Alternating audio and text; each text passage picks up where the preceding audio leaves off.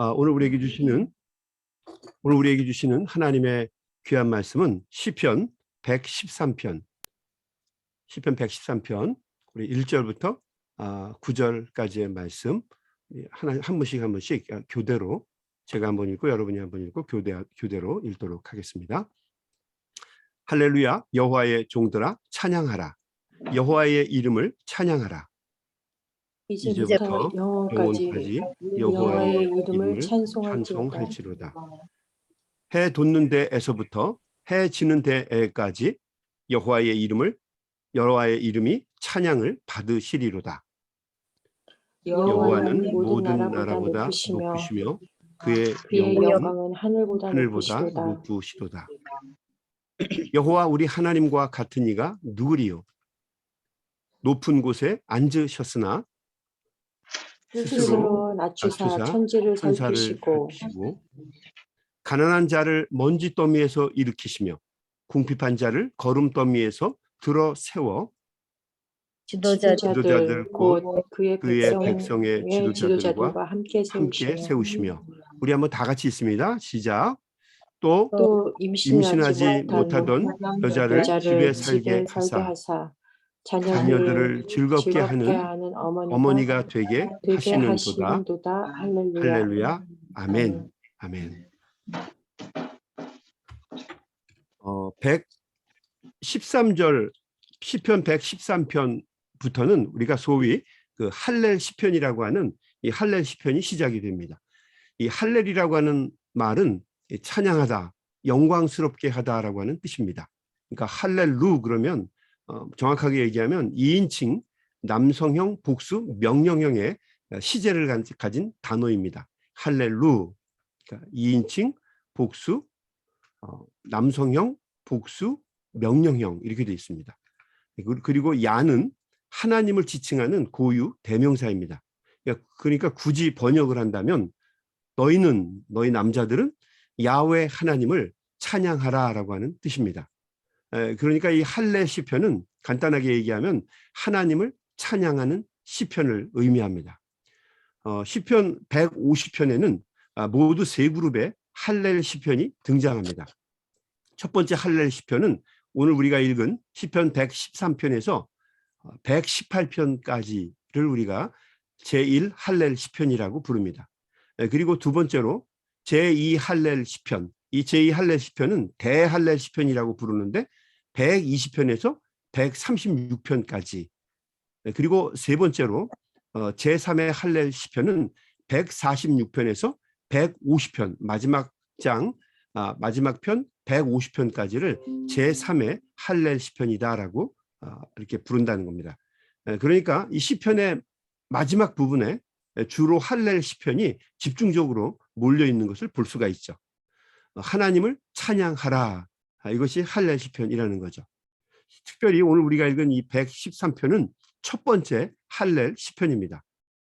113편에서 118편까지 첫 번째 그룹의 할렐 시편이 우리에게 이제 읽혀지게 되는데, 주로 유대인들은 이 대표적인 명절 중에 하나인 6월절에 이 시편 113편에서 118편까지의 이 할렐 시편을 찬양하고 낭송을 했습니다. 대부분 노래입니다.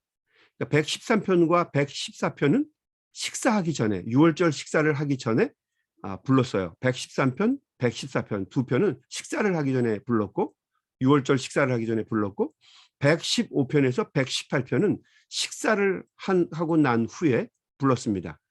식전 식후가 있나 봐요. 위장약 먹듯이 113편에서 114편 두 절은 6월절 식사하기 전에 불렀고, 115편, 116, 117, 118 이 네 편은 식사를 하고 나서 식후에 불렀던 거죠. 요즘에 우리가 사순절 기간을 지내고 있는데, 특별히 사순절은 부활절을 준비하기 전에 40일 동안 이루어지는 절기 아닙니까? 예수님께서 십자가를 지시기 전에 제자들과 함께 최후의 만찬의 시간을 가지셨죠. 그렇죠? 그리고 나서 제자들과 함께 마지막 기도를 들으시려고 겟세마네 동산으로 함께 내려가시게 됩니다. 우리가 성경을 보게 되면 마태복음 26장 그리고 마가복음 14장에 이렇게 기록이 되어 있죠. 그들이 찬미하며 감람산으로 가니라. 많은 분들이 질문하는 것이 목사님 그 겟세마네 동산으로 내려갈 때 그 다락방에 모여서 같이 만찬을 하고 최후 만찬을 하고 겟세마네 동산으로 내려갈 때 찬미하면서 노래하면서 감람산으로 내려갔다고 하는데 도대체 뭘 부른 겁니까? 이렇게 물어보는데 뭐 도로트를 부른 건 절대로 아니고요. 어떤 노래를 불렀을까? 시편 115편에서 118편을 불렀을 것이다 라고 하는 거죠. 그날이 6월절을 준비하면서 식전에 113편과 114편을 부르고 식후에 불렀으니까 시편 115편과 118편을 16, 17, 18 이 네 편을 부르면서 그 감람산 겟세마네 동산 감람산으로 내려갈 갔을 것이다라고 사람들은 그렇게 생각을 하는 것입니다. 아무튼 오늘 첫 번째 이 할렐 시편 우리가 같이 보게 되는데요. 113편 할렐 시편은 어떻게 시작되는가? 1절 말씀 한번 같이 보겠습니다. 할렐루야 여호와의 종들아 찬양하라. 여호와의 이름을 찬양하라. 하나님의 종들은 하나님을 찬양하는 사람들입니다. 여러분 자신을 하나님의 종이라고 생각하는 사람은 반드시 하나님을 찬양해야 합니다. 목사님 내가 목소리가 안 좋은데 목소리하고 상관이 없어요. 노래 잘 못 부르는 거하고 상관이 없습니다. 하나님을 찬양해라. 소리로도 찬양할 수 있고 우리의 생각이나 말이나 행동으로도 하나님을 praise God, 하나님을 찬양할 수 있다는 거죠. 찬양은 하나님이 우리를 만드신 이유입니다. 우리 구약성경 이사야서 43장 21절의 말씀을 보게 되면 이렇게 기록이 되어 있죠. 이 백성은 내가 나를 위하여 지었나니 나를 찬송하게 하려 함이니라. 그러면 찬양을 하려면 우리가 성도들 특별히 하나님의 종들은 찬양을 하는 사람들이라고 했는데 찬양을 하려면 어떻게 찬양을 해야 합니까? 찬양을 어떻게 찬양을 하죠? 어떻게 하면 찬양을 할 수 있을까요? 간단합니다. 사랑하면 찬양할 수 있습니다. 사랑해야만 찬양을 한다는 거죠. 사랑하면 시키지 않아도 칭찬하고 감탄하고 찬사를 보내게 되어 있습니다. 어제 우리가 배운 말씀으로 표현한다고 한다면 하나님을 경외하는 것입니다. 하나님을 경외하는 마음, 하나님을 두려워하고 하나님을 리스펙트, 받들고 하나님께 어떻게 하면 내가 좀 더 영광을 돌릴 수 있을까? 하나님을 어떻게 기쁘시게 할 수 있을까? 이런 마음을 가질 수 있을 때만 하나님을 찬양할 수 있다는 거죠.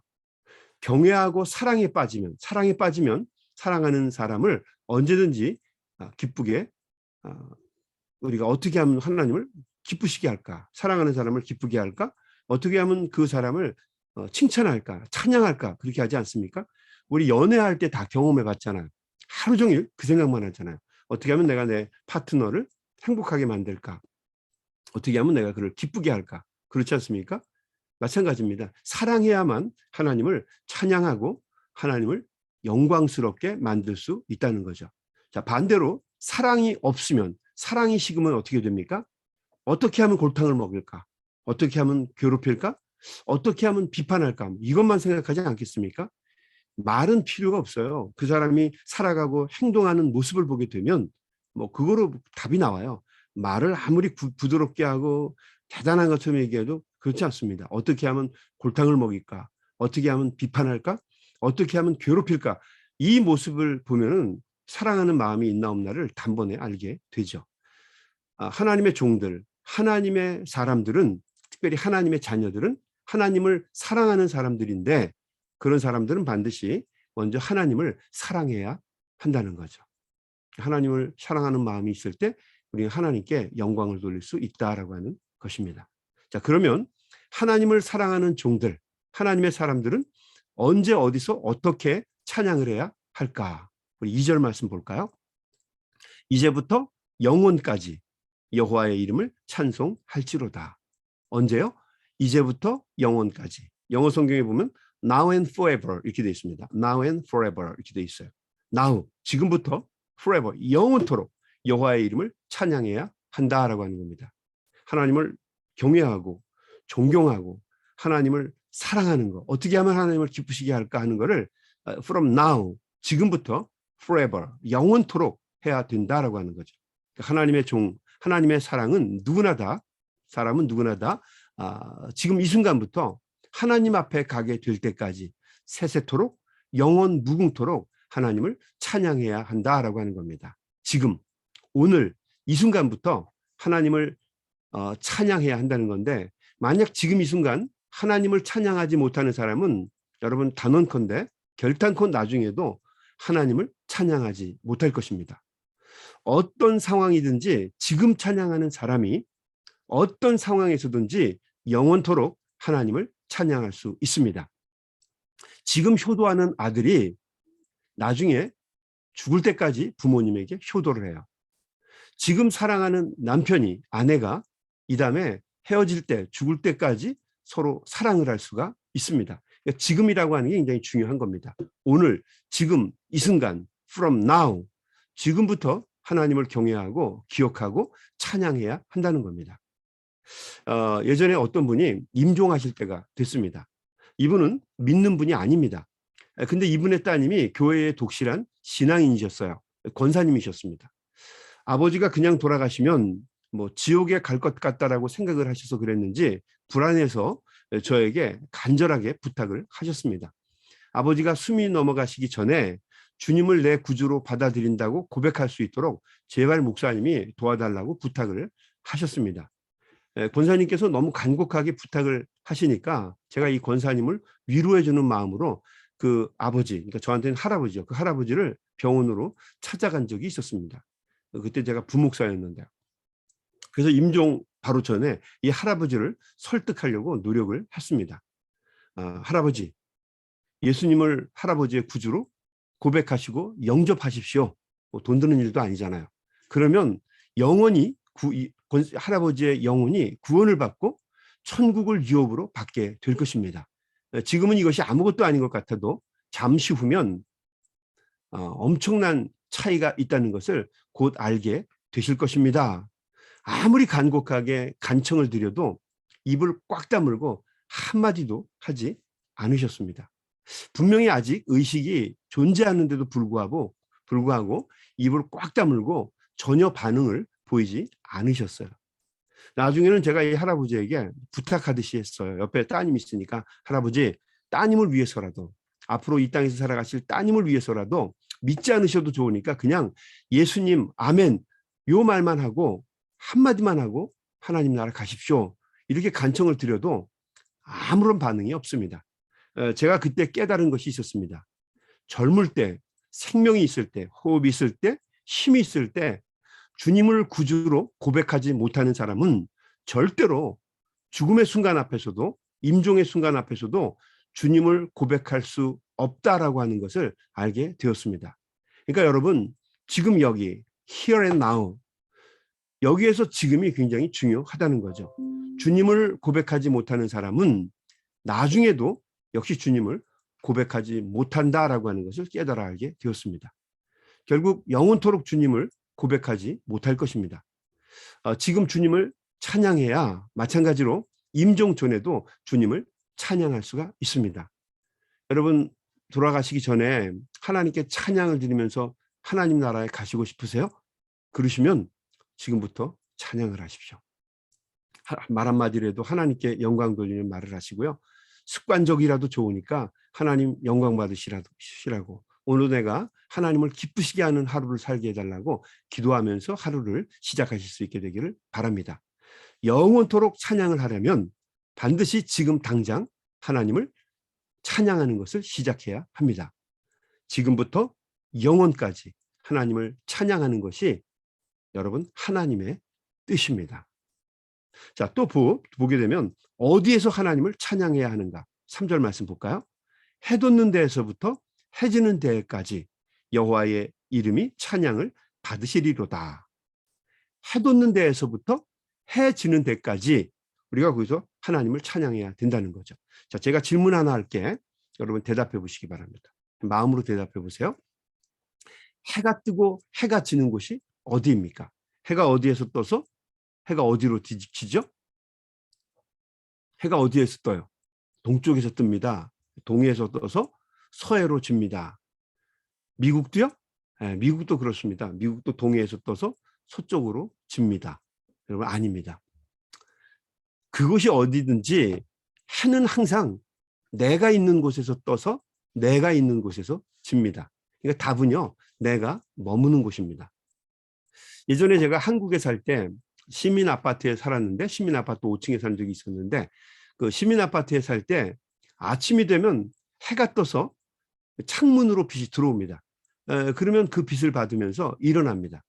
저녁이 되면 그 창문으로 해가 지면서 어둠이 노크를 하고 찾아오죠. 미국에 와서도 마찬가지입니다. 방의 창문으로 해가 뜹니다. 그리고 그 창문으로 해가 집니다.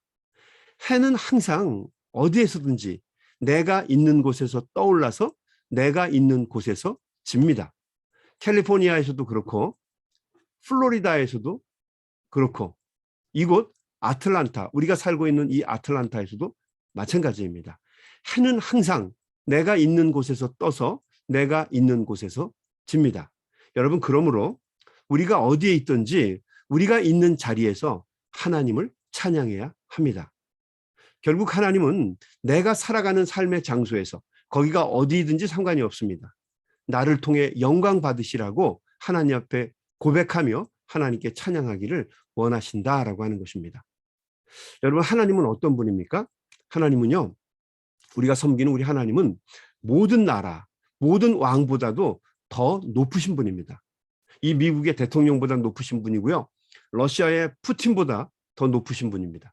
여러분, 요즘에 그 우크라이나가 유레시아, 우크라이나가 지금 전쟁 때문에 고통받고 있지 않습니까? 여러분, 기도하실 때마다 우리 우크라이나에 있는 형제들을 위해서 기도해 주시기 바랍니다. 이게 얼마나 참혹합니까? 너무 잔인하니까 보도되지 않는 것도 많은데 여러분 위해서 꼭 기도해 주시기를 부탁을 드립니다. 하나님은 더 높으신 분이에요. 누구보다도 높으셔요. 위엄과 권위가 이 세상에 존재하는 어떤 것보다도 높으신 분이죠. 그래서 4절은 이렇게 고백합니다. 여호와는 모든 나라보다 높으시며 그의 영광은 하늘보다 높으시도다. 하나님이 천지만물을 창조하시고 모든 것의 주인이 되시는 분이라는 거죠. 크고 위대하신 분입니다. 그러므로 시편 113편의 시인은 이렇게 고백합니다. 5절 말씀에 여호와 우리 하나님과 같은 이가 누구리요? 없죠. 그런데 그 대단한 분이 우리의 인생을 위해서 당신의 그 피조물을 구원하시기 위해서 스스로 당신을 낮추시고 이 땅에 오셔서 우리 인생들을 위해서 죽기까지 우리를 돌보시고 당신의 생명까지 버리셨습니다. 이것이 우리 부활절의 도고 또 부활절을 준비하는 사순절의 도입니다. 우리 5절부터 제가 한번 읽어볼게요. 들어보세요. 높은 곳에 앉으셨으나 6절 스스로 낮추사 천지를 살피시고 가난한 자를 먼저 더미에서 일으키시며 궁핍한 자를 거름더미에서 들어 세워 8절 지도자들 곧 우리 백성의 지도자들과 함께 세우시며 또 임신하지 못하는 여자를 집에 살게 하사 자녀들을 즐겁게 하는 어머니가 되게 하시는도다. 그 위대하신 하나님, 천지만물을 창조하신 하나님이 스스로 당신을 낮추셔서 가난하고 천하디천한 무능한 사람들에게까지 오셔서 돌보시고 또 마지막에는 잉태하지 못하는 여인들의 삶까지 보살피시고 지키신다라고 말을 하고 있습니다. 그러기에 하나님은 영광과 찬양을 받으시기에 합당하신 분입니다. 우리 요한복음 1장 18절에 이렇게 기록되어 있잖아요. 본래 하나님을 본 사람이 없으되 아버지 품 속에 있는 독생하신 하나님이 나타나셨느니라. 예수 그리스도께서 우리에게 나타나셨다는 거죠. 하나님 아버지의 뜻을 가지고 이 땅에 우리에게 오셨다는 것입니다. 그분이 성자 예수님입니다. 하나님께 영광을 돌리기 위해서 하나님의 영광을 우리에게 보여주시기 위해서 이 땅에 육신을 입으시고 오신 분입니다. 천하디천한 마국간에 강림하셔서 우리에게 하나님을 보여주시고 그렇게 함으로써 우리 모두가 구원에 이를 수 있도록 하시려고 십자가에 달려 죽으시려고 이 땅에 오신 분입니다. 우리에게 기쁨과 평화를 주신 분이시죠. 여러분, 이것이 인카네이션, 성육의 도이고 성육의 프린시플, 원리입니다. 그래서 하나님은 우리의 찬양과 영광을 받으시기에 합당하신 분이죠. 그래서 우리는 하나님을 찬양해야 합니다. 여러분, 어제부터 지금 끝났는지 모르겠습니다만 지금까지 한국이 대통령 투표로 뜨겁습니다. 제가 얼마 전까지 한국에 가 있었잖아요. 한국에 가 있다 왔는데 한국 난리가 아닙니다. 마치 그 근대 개화기에 그 대통령 선거처럼 이곳저곳 미니 차량들이 돌아다니면서 유세를 합니다. 뭐 확성기, 스피커 소리가 막 동네마다 난리를 쳐요. 대통령 바꾸면은 온 세상이 이제 편하게 될 거다라고 하는 그런 그 대통령 그 시대 말이 되면 똑같이 그런 네임독 현상이 일어나고 있어요. 매번 선거 때가 되면 별의별 후보들이 막 등장합니다. 요번에 보니까 14명이 등장했더라고요. 벽보들이 그냥 쫙 붙었어요. 이 후보들이 다 나와서 뭐 서민 체험한다고 아주 난리를 부립니다. 자기가 대통령이 되면 모든 사람들을 다 돌보고 있다는 거죠. 그래서 어떤 사람은 아침 일찍 일어나서 바쁜 지하철 타고 돌아다니면서 이 사람 저 사람하고 지하철에서도 악수를 합니다. 저 직접 봤어요. 뭐 지하철까지. 좀 평소에 하지 지하철 타고 돌아다니면서 그냥 유세철에 그냥 악수를 합니다. 또 시장을 돌아다니면서 상인들의 손을 붙잡고 뭐 인사를 하고 어떤 사람은 함께 물건을 팔면서 민생 경제를 돌보는 서민 후보라고 스스로를 강조합니다. 또 어떤 사람은 한 달 동안 옥탑방 꼭대기에 살면서 집값에 시달리는 그 서민 시달리는 사람을 돌본다고 그들의 마음을 알겠다고 서민 체험을 하기도 합니다. 또 어떤 사람은 멀쩡한 눈을 가리고 장애우 코스프레를 하기도 합니다.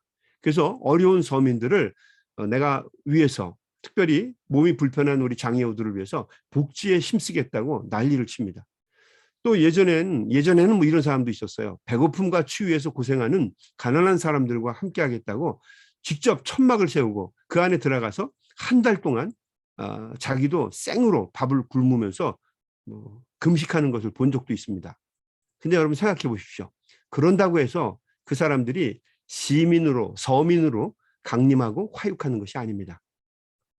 정말 먹을 것이 없어서 배고파하는 서민들과 다이어트를 하느라고 먹지 않는 사람은 먹지 않는 부분에 있어서는 똑같지만 여러분 일주일을 굶어도 먹을 것이 없는 서민과 자기 몸 다이어트 하느라고 굶는 사람은요 근본적으로 같을 수가 없어요. 이거는 그냥 단지 코스프레에 불과할 뿐입니다. 그렇지만 하나님은 정말 우리를 구원하시기 위해서 자신을 비워 종의 모습을 입으시고 마구간에 화육하시고 평생을 우리보다 비천하게 사셨고 우리를 위해 십자가에 달려 죽으심으로 구원에 이르게 하셨습니다. 그래서 하나님을 찬양하고 영광을 돌리는 것은 우리 하나님의 종들, 특별히 하나님의 자녀들, 하나님을 믿는 사람들의 의무이고 책임이기도 하고 또 우리들의 특권이기도 합니다. 우리가 마지막 죽음의 순간까지 결코 포기해서는 안 되는 것이 무엇입니까? 우리 인생의 목표가 무엇입니까? 그것은 바로 하나님을 찬양하는 것입니다. 여러분 오늘 하루도 살아가시면서 만나는 모든 사람들에게 여러분의 각자 주어진 자리에서 이른 아침부터 잠자리에 들기까지 아니 잠자리 속에서도 하나님께 찬양과 영광을 돌리시는 우리 소명의 가족들이 다 되시기를 주님의 이름으로 간절히 축원합니다. 아멘. 아멘. 우리 한번 같이 기도하겠습니다. 하나님 감사합니다. 시편 113편의 말씀을 통해서 우리가 하나님을 찬양해야 하는 이유를 깨닫게 하시니 감사합니다. 우리가 호흡이 있을 때 이른 아침부터 해 뜨는 데부터 해 지는 데까지 우리가 발닿는 곳마다 우리의 삶의 현장에서 하나님께 영광을 돌리고 하나님을 찬양할 수 있는 우리 믿음의 종들이 다 되게 하여 주시옵소서. 예수님의 이름으로 간절히 기도드리옵나이다. 아멘. 우리 다 같이 우리 소리내서 통성으로 기도하면서 세상으로 나아가시겠습니다. 우리 소리내서 기도합니다. 하나님